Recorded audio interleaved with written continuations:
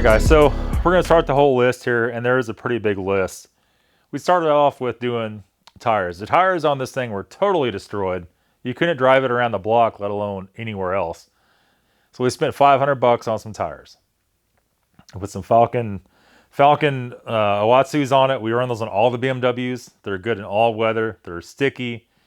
FP 8000s or 7000s, something of that arrangement. They're about $500 for 4 of them. So not really too expensive, especially for 19s. We have front control arms. So we did the whole set, the 4-arm set. We did thrust arms and lowers. They were both getting ripped. Somebody replaced one side but not the other. They were mismatched. It was a big mess. So it was like $150 for 4 control arms. We did that. We did the rear control arms. They're about $50 for the upper rears. They were worn out also. And at 90,000 miles, you wouldn't think that'd be the case, but they were totally gone, right? Moving on here, struts and springs. We got this car and it had lowering springs on it. It was horrible. You couldn't drive it. You couldn't do anything with it at all. It looked good parked in the picture, and that was about all it was worth. So we went through and bought all the factory springs. I think I had to go through and redo something. I can't remember. We had quite a fair amount of money in springs. We had about $400 just in that. We went from that. We did the brake pads. We did Brembo pads front and rear. And those are about $150. That came with new sensors and everything. That fixed a lot of the brake issues we had before. That kept the wheels from getting all black and nasty. That kind of thing. And then we went to the throttle actuators. We did one set of gears. As I was replacing the gears, one broke. We had to buy another set of gears. Did that. By the time I got the transistors and everything, we're about $400 into the throttle actuators on the car. We did oil change, 10W60. We did a man filter, if I remember right. It was about $120 for the oil change. ECU cloning. This car had water in the ECU box, and went through and cloned it. It was like $350 with shipping to get it cloned. We had sent it to office in Chicago to get it cloned. Dean did, I don't know how many hours of coding and programming to this car to get everything functioning right on it. We didn't even figure that in, right? So $350 for the programming. Didn't figure anything in for the coding and programming. Diversity antenna was bad on this car. I thought we replaced it on this car, but I can't remember if this is the black E60 or this E60. But I put $75 down for that. We have the paint we got done on the whole back half of the car, got repainted because the clear was peeling off of it. That was $1,200 to get that done. What I didn't figure on that was another $100 for the different wing. So we'll add that to the list here when we're done. We had intake boot for one of the number 5 throttle body, I'm pretty sure it was rolled over and put on incorrectly. That was $100. We did new air filters. We only did the man air filters, the OEM paper filters for right now. They were $50. I might do a different intake system later if we keep the car. I'm not 100% sure. Driver's window regulator was $40.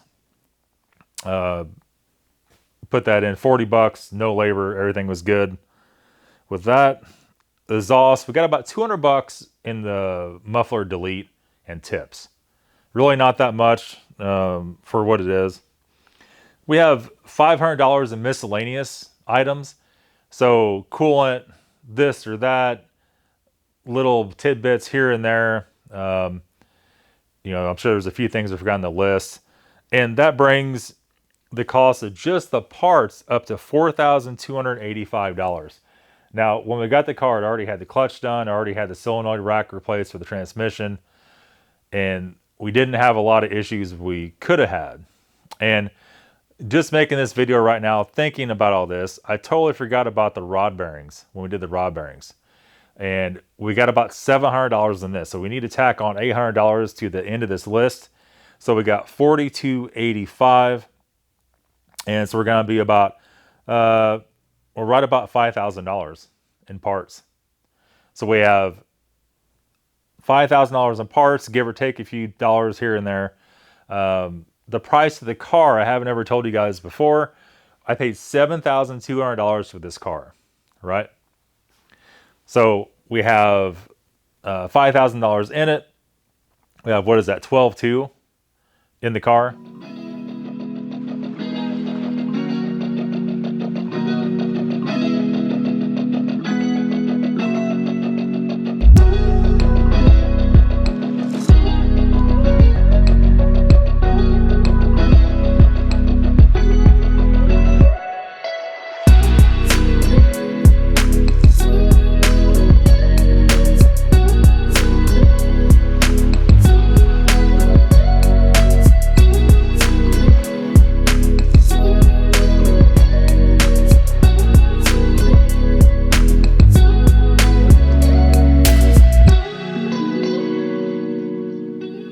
All right, guys, so that's the rundown of this car. A lot of you guys have been asking me these questions over the last year. How much is this? How much is that?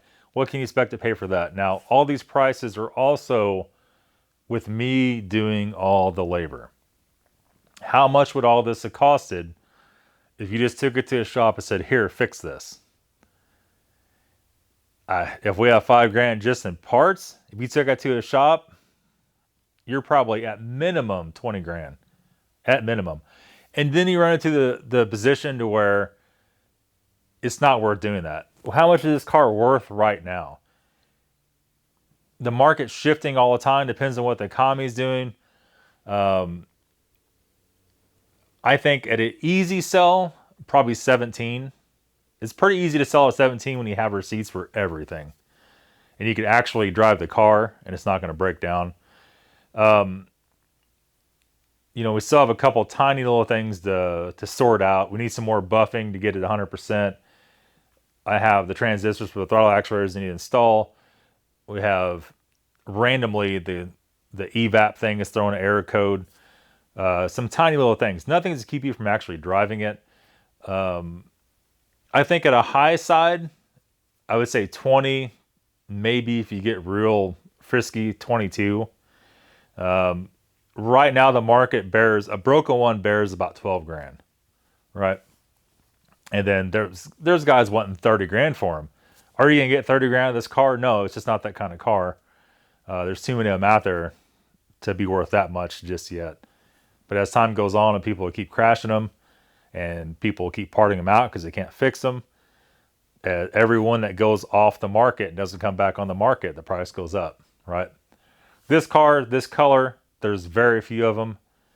You have to like this color though. A lot of people don't. A lot of people like black ones or the rare white ones or the bright red. There's different variances of everything. So to find somebody like you guys as a viewer that watched me go through everything on this whole entire car all along will more than likely pay more for a car if they're in the market. If they're in the market. Same with the G-Wagon, same with the Porsche, than just blindly buying a car you know nothing about, right? From somebody off Craigslist or off Facebook. That's going to be it, guys. Hope you liked the video today. Let me know what you think. Leave a comment. Give it a thumbs up. We'll see you tomorrow with another video.